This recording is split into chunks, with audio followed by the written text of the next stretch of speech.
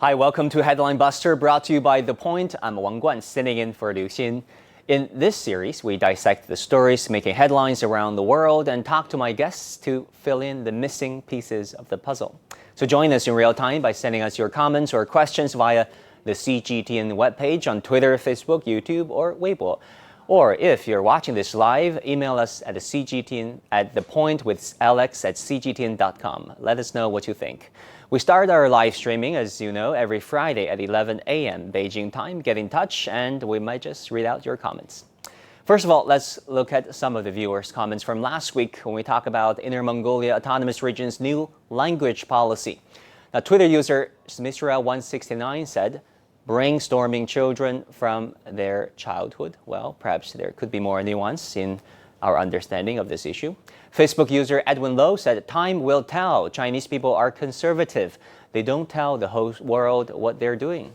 I would agree, and that's why I think some of you guys should be watching our programs more regularly. Twitter user King Hu Wan said, what's the big deal that Chinese is taught as the main language in China? That is a norm around the globe, just as English is taught as the main language in the USA.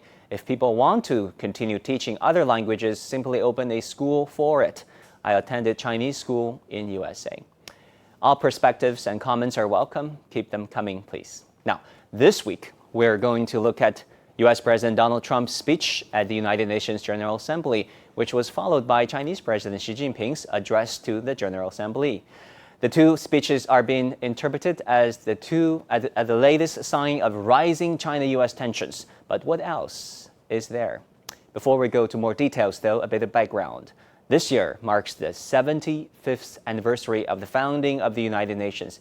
It was formed after two devastating world wars in the first half of the last century. Founded in 1945, the UN currently has 193 member states. And it plays a very important role in maintaining international peace and security, delivering humanitarian aid, promoting sustainable development, and upholding international laws. The annual General Assembly is an opportunity for the world's leaders and diplomats to speak about issues that concern the most. Over the years, the General Assembly has heard historic speeches, impassioned arguments and accusations, and also, unfortunately, fictions and outright lies. President Trump has given many speeches this past half year as he prepares for what is shaping up to be a very heated campaign cycle. Trump is known for giving misinformation and unsubstantiated claims that the Washington Post, so much so that the Washington Post's tireless presidential fact-checker team has published a new book entitled Donald Trump and His Assault on Truth. It compiles a staggering total of 16,241 false or misleading claims made during President Trump's first 3 years in office. This is averaging 15 misleading claims per day. 15 per day. Now, on Tuesday, at the United Nations General Assembly, President Trump took his signature style there, and in minutes, the president already exceeded his usual daily average. In the interest of time, here are just some of those claims. Have listened to what the president said. We have waged a fierce battle against the invisible enemy, the China virus, which has claimed countless lives in 188 countries. Well, this is misleading. President Trump repeatedly used the term of China virus. It is more than just a reference to the origin of the pandemic. It is also part of his campaign to advance a conspiracy theory about the virus leaking from a lab in Wuhan, intentionally or accidentally. This claim has already been rejected by President Trump's own Director of National Intelligence. Yes, I have, said President Trump on May 1st, 2020, when asked about whether he has seen evidence to suggest the virus originated in the lab. When later asked for more details, President Trump said, I cannot tell you that. I'm not allowed to tell you that. Nearly 5 months later, there still has not been a shred of evidence to back up his claim. Now, in his most recent article titled Trump Lied About Science, published on September 18th, Holden Thorpe, editor-in-chief of Science Journal, says that because famed Washington Post journalist Bob Woodward recorded him, we can hear Trump's own voice saying that he understood precisely that severe acute respiratory syndrome coronavirus 2 was deadly and spread through the air. Trump lied, plain and simple. He also noted that monuments in Washington, D.C. have chiseled into them words spoken by real leaders during crises. Confidence, said Franklin Roosevelt, thrives on honesty, on honor, and on sacrifices, on sacredness of obligations, on faithful protection, and on unselfish performance. Trump's first false claim was followed by more false claims about America's pandemic fighting success. We pioneered life-saving treatments, reducing our fatality rate 85% since April, said the president. We don't know the source of this 85% reduction. We wish it were true, but obviously it could be a self-assigned number. The same day, the president was bragging about his leadership at the United Nations. Coronavirus deaths in the United States, unfortunately and tragically, passed the 200,000 mark. In fact, President Trump went on the cover of Time magazine's September edition with the title, "How many more lives will be lost before the U.S. gets it right?" Now, many believe the president perhaps could have shown more sympathy or respect, at least for the life lost during this pandemic. Commenting on the recent wave of police brutality and violent responses to the demonstrations against it, President Trump was quoted as saying that, quote, "When the looting starts, the shooting starts." Compare that to former presidents made during similar incidents in the past. Former U.S. President Barack Obama said that we should care about it. We can't not dismiss it. And George W. Bush said, "I felt anger, I felt pain." Then President Trump began a prolonged attack on China. Listen to this. As we pursue this bright future, we must hold accountable the nation which unleashed this plague onto the world, China. In the earliest days of the virus, China locked down travel domestically while allowing flights to leave China and infect the world. Well, this is another conspiracy that has been rejected by many. The comprehensive review by factcheck.org shows this falsehood originating in a column in the Sunday Times on April 5th by historian and author Niall Ferguson, and later rebutted by Daniel Bell, Dean of School of Political Science and Public Administration at Shandong University. Using flight data from the Civil Aviation Administration of China, Bell was able to show that international flights were canceled, along with domestic flights, on January the 23rd, the very day the lockdown on Wuhan was imposed. Now, Ferguson later acknowledged this fact in an update of his own article, but Tuesday was not the first time, nor even the second time President Trump repeated this claim, even though factcheck.org alerted the White House to its findings. False claims did not stop there. Listen again. The Chinese government and the World Health Organization, which is virtually controlled by China, falsely declared that there was no evidence of human-to-human transmission. Later, they falsely said people without symptoms would not spread the disease. Well, let's face it, there should have been more information and more transparency in Wuhan at the beginning of the pandemic. There's no question about that. But it's also true that COVID-19 was a new virus. And as with any new virus, our knowledge continues to evolve and improve as discoveries and tests were made. No world leader paying attention to their daily briefings on the pandemic would declare the virus a hoax or claim that it, quote, will disappear one day like a miracle. But President Trump said both, even though, as clearly documented in Bob Woodward's new book, Rage, Trump claims he knew the virus was both deadly and serious from the start. So it seems that as well as lying to the United Nations, Trump also lied to the American public.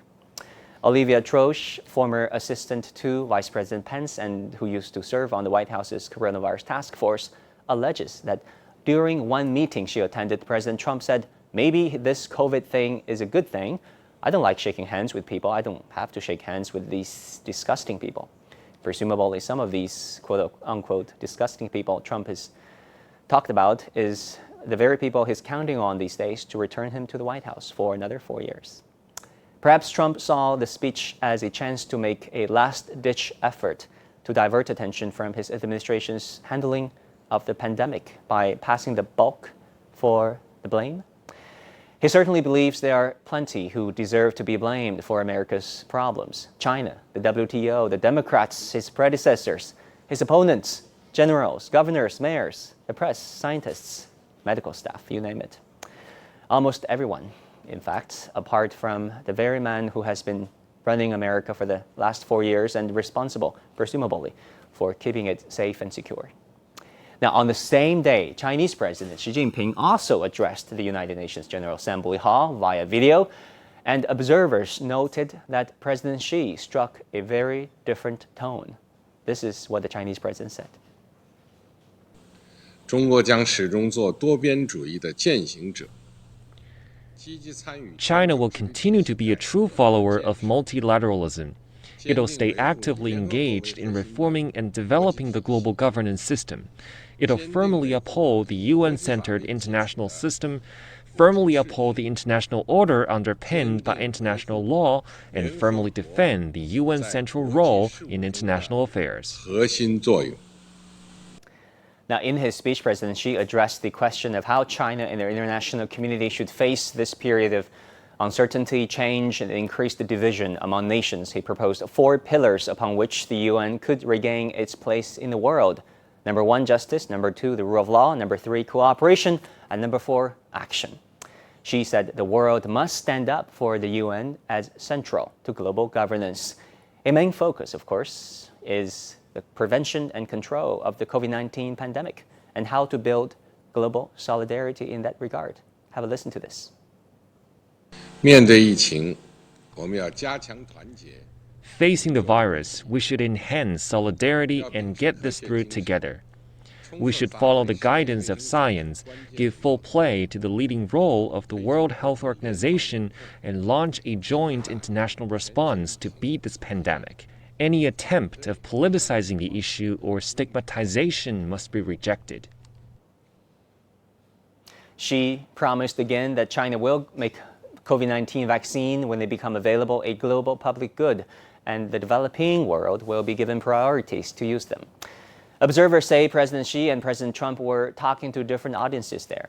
President Xi was offering China's solutions to some of the most salient global challenges to the audience of the world, whereas President Trump was mainly talking to his supporters on the state of his campaign. Now, when we come back, we'll be breaking down these speeches and more issues to come. Stay tuned.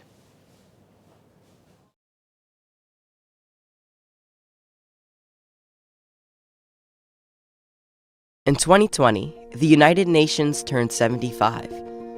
The world is very different today than it was in 1945. What will it look like in 2045 when the UN turns 100? Imagine the possibilities. How do we get there? We know the threats. Let's face them together. It is we children and future generations that are going to suffer the most from these consequences if we fail. Our challenges are immense. No nation can solve them alone, but together, we help. We learn, we teach, we care, we innovate. We have the passion, the fire, and the ideas to make the change. I am deeply convinced that there is no other way to deal with global challenges but with global responses. All things are possible. Shared problems, shared solutions.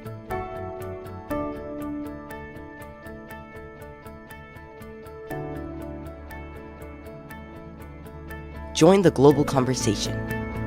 Let's shape the future. Together.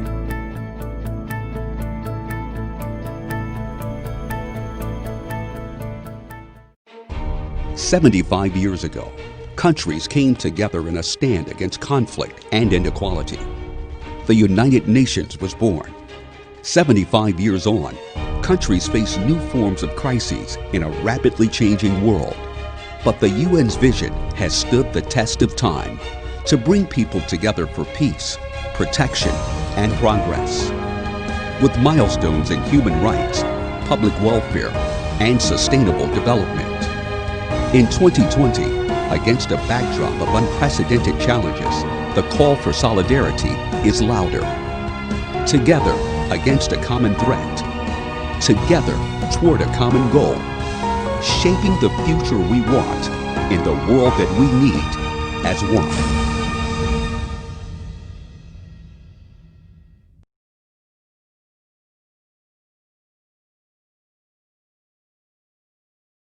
In 2020, the United Nations turned 75.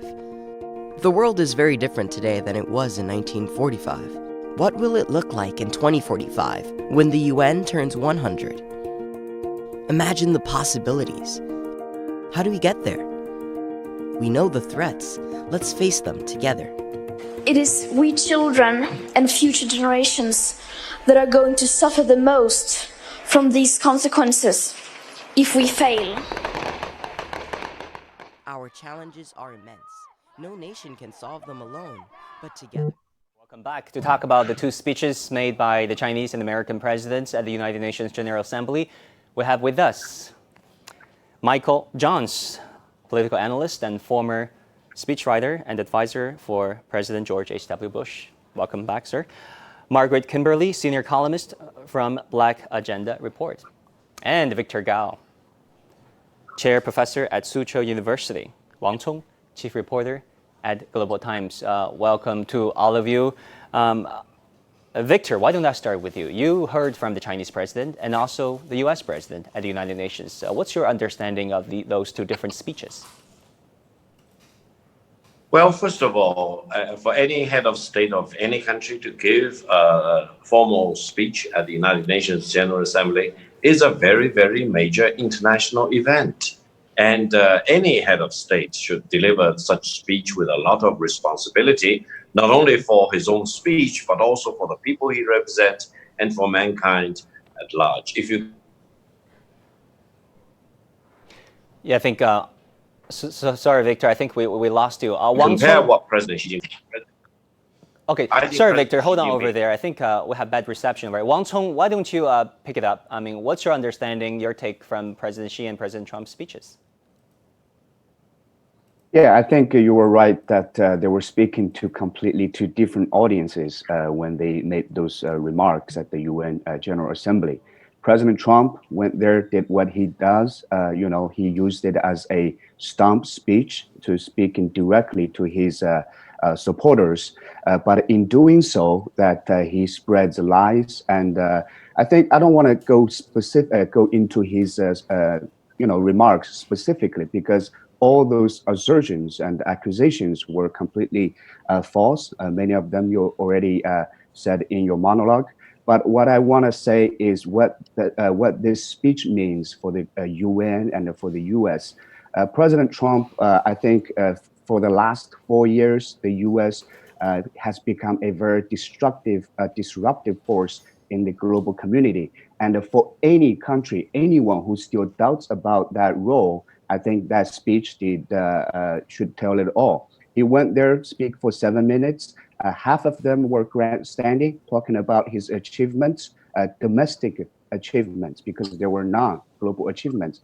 Another half, he went on attack on China. Yes, on the appearance, it was an attack on China, but it was really an attack on the UN and the international community, because he wasted that time to speak about his own political agenda rather than a global challenges, from environmental, from public health, from sustainable development. Right. So it was really an attack, and I think the world should know how the U.S.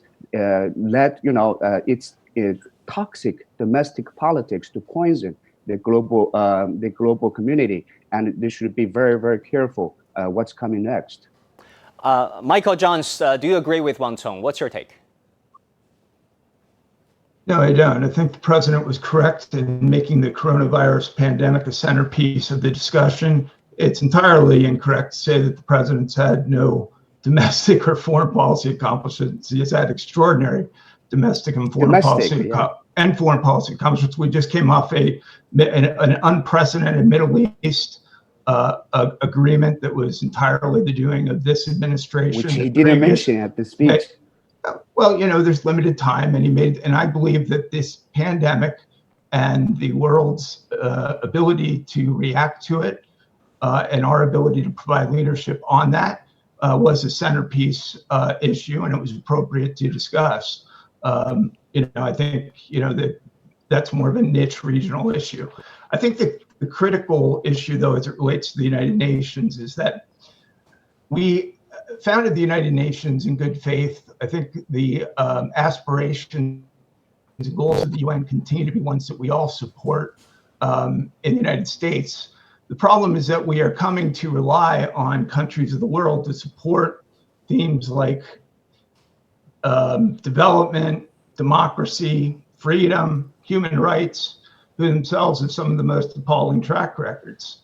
So, I think as it relates to China's involvement in the UN, this is one of the greatest issues that it confronts. It has no global credibility on human rights. It's been consistently ranked one of the worst human rights abusers in the world. It has more individuals in prison over political prisoners imprisoned in China than any country in the world. Yeah. But the U.S. has the most. Are you going to contest that? Yeah, most you made it clear. You made it very clear in your opening that you do not like the duly elected president of the United States. Our president is, however, duly elected. He'll face the voters again. Yours is a president for life, which, in the eyes of many, are considered a dictator. Says who? Says who is the president for life? Victor, I want to bring in Victor, who was interrupted by bad reception. Victor, do you want to respond to what Michael said? Thank you very much. Thank you very much. I think what President Trump did at the United Nations General Assembly in delivering this speech is an insult to the intelligence of mankind. I think, let's be honest, we all attach great importance to human rights. The human rights for the American I'm not sure that's true. Prove their right to be led by the government with science, rather than putting the wrong politics above science, rather than having more than 200,000 good, God-fearing American lives being lost, rather than having the U.S. leaders having the blood of the good American people on their hands. Who to blame? There's no blood. There's no blood on the human rights of the American people. The American people should not suffer such insults and humiliation and loss of life and infections that many, that massive. I think it is time to call a spade a spade. President Trump fails the American people, and he cannot insult the intelligence of mankind as a whole. We all want to have human rights. We want human rights to make sure that we are alive and our lives are not taken away from us by the wrong leaders like President Donald Trump. Well, let me take you up on one issue there. Well, wait a second, gentlemen. I want to give our lady a chance to speak. Gentlemen, hold on over there, please. Margaret, what do you make of all this? Yes. Obviously, people cannot agree. No. Well, I thought that was most striking about Trump's speech was that it was all as typical of him. It was him bragging about accomplishments, all of which are quite debatable.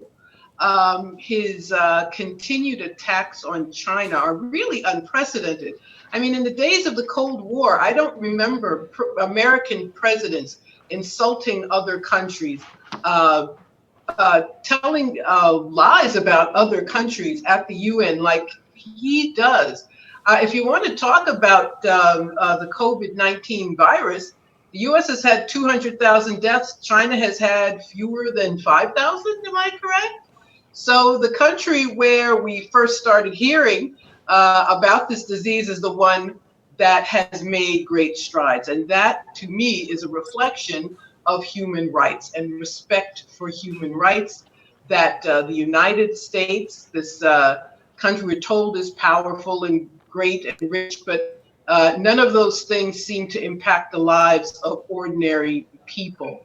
Americans have no expectation of getting good health care, millions of people thrown out of work. It's the United States that was unable to come up with a test for COVID. That's not China's fault. So it's the fault of our system, the fault of Trump as a person. And I just think it's striking that President Xi Jinping's remarks were about the world, about China trying to help the world. And yes, he talked about the strides his country has made, but it was about China as part of a whole, as China as being part of the world community, and not being, once again, Trump presenting America as this hegemon, which has the right to do what it wants to do to anyone. Well, Michael, President Trump said during the speech that the future doesn't belong to the globalists. It belongs to the patriots. What do you make of that speech? Many consider that a very unilateralist, America First approach that runs counter to the globalist, multilateralist vision that the United Nations have been promoting. It has to do with the fact that when it comes to addressing the economic needs, the social needs, the policy structure, the governance, the individuals who run those governments, those should be the democratic selections of the people of those countries, not the people of the world. So, under those auspices, we may come over there and want to say, hey, you guys should have open, free, and fair elections. You shouldn't have a president for life. You shouldn't have 3 million Uyghurs in prison camps, concentration camps, reminiscent of Nazi Germany. You shouldn't be suppressing the Tibetans. You shouldn't be breaking violations with Hong Kong. Let me add a point. Let me make my conclusion. Your rebuttal to all those things is likely to be, those are China's concerns. And this is where I think we have a real challenge with the United Nations, because the U.S. Is the most powerful economic country in the history of the world. It's brought a higher standard of living to the people of the world than any country in the world, and yet it's imperfect. But that's why our democratic political system is important, and why it's worked elsewhere around the world too, and being able to afford people of countries to make improvements continuously as their country and those challenges evolve. We heard you, Michael. Victor. Yes, please allow me to add a point. The previous American panelist mentioned about Xinjiang. I'm very close to Xinjiang right now. I would say the fundamental problems in Xinjiang is the fact that Xinjiang actually borders with Afghanistan. And the war led by the United States. Does that entitle you to put 3 million people in concentration camps? Almost 20 years. It's still raging on. That's the fundamental source of you guys always smile and wave your hands. Are you denying that there's 2 to 3 million Uyghurs? Michael, have you been to Xinjiang? Have you seen these people in lockup? Restore peace and stability in Afghanistan. And that will take a lot of pressure. Well, we're doing that. We're doing that. I'm not hearing your praise. Let's do the by the way, international investigation into the war China just the president of France proposed that China is refusing entry into that. No, not refusing.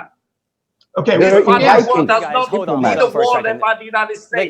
let me just make one point. The president of France at the UN has asked that there be an independent assessment of the treatment of the Uyghurs and the alleged 3 million Uyghurs in prison camps. Are you prepared to allow that international inspection, or is your globalization all rhetoric designed for other purposes?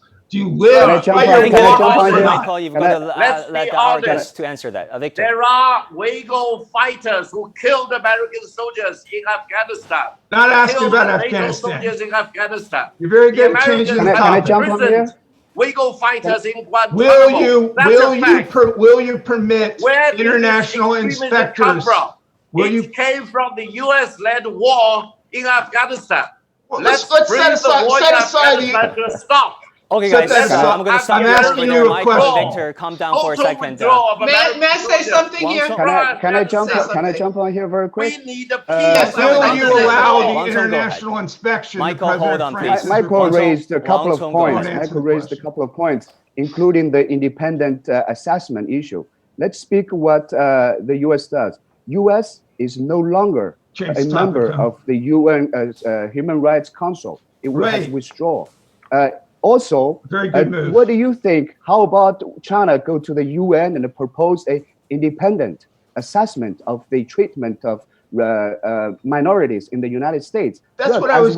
There's still protests going on in the U.S. streets, and their treatment of the African Americans and the Latinos I mean, these are still ongoing. You comment on those every These are day, and you embellish them every day. Why? You're not even a member of the Human Rights the goal Council. of trying Let to me say something. respect. One And you second. want to know what? Kimberly, No country in the Kimberly, world go people ahead. want to come to. Gentlemen, please. More. Kimberly, go ahead. Yes, hi. Hello, everybody. I think it's funny. The number of Uyghurs in prison keeps going up. It was 1 million. It was 2 million. Now Well, we don't know because they won't let us inspect the area. You don't know. That's well, right. let You me don't just know, say, and wait, you're all about it. interrupting me. We do know for a fact there are 2 million people imprisoned in the United States. Most of them have not committed violent crimes. We have the worst mass incarceration system in the world. We have police who kill 1,000 people every year. So the United States is in no position to talk about human rights in China or anywhere else. If the United States has a right to go and see imprisoned people in Xinjiang or anywhere else in China, I would hope that Chinese would be able to send people here to see people imprisoned here with our draconian sentences, with our the resumption of the federal death penalty, juveniles, people being executed for crimes they committed as juveniles. I could go on and on. We have a dismal human rights record. But as far as, let's get back to the subject of the speech, of the president's speech, his speech was just for domestic consumption. It was for his supporters. It was like a campaign stump speech. It was nothing that a president should say around the world. But that is the fault of much of the world for being vassal states of the United States.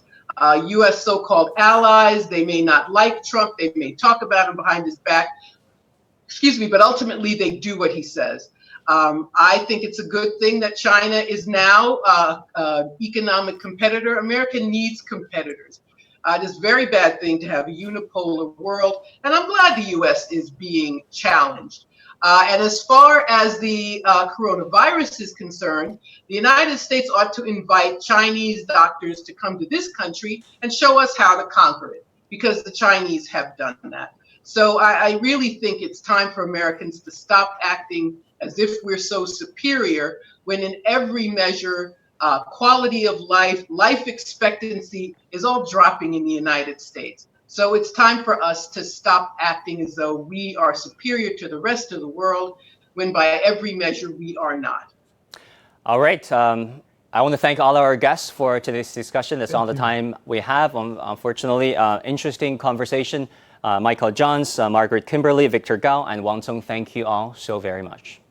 And that will do it for this edition of Headline Buster, brought to you by The Point. I'm Wang Guan, filling in for Liu Xin. Until next week, I'll see you soon. Thank you. Take care.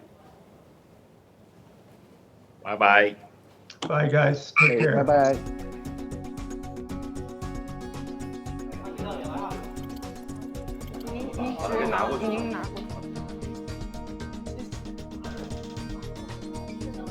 您就直接这么拿着。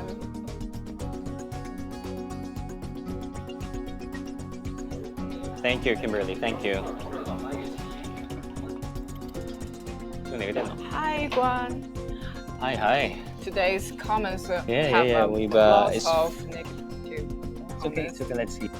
I think some of our guests are more fired up than others, but it is what it is. Let's see what we got here. You can tell who's getting cash from China. Insults that are well deserved. China has more lies than U.S. has deaths. Well, we take your point, but I think facts speak louder than assertions. What else do we have? Dennis Tiensen said the natural selection exactly knows which lives to take. Wow, that is a bit of a extraordinary remark. This person, let's see, lots of comments over there. Yeah. Some are very long, and in the interest of time, Fueler says China is #1 polluter. I don't think that is the case anymore. Lurpy Arson says America is threat to the world. Okay. People are concerned about climate change. Fueler says U.S. CO2 emission down 10% this year. Summer Perennial says, China shall not bow to Washington, especially under Trump. Lots of good comments over there, interesting comments. Keep them coming. We might just read them out loud to our viewers around the world. Okay, I think we have a good show. And we have a great team over there. I think they're ready for lunch, so am I. I want to thank all of our viewers for tuning in. Until next week. Take care, guys. Take care. Bye. Bye.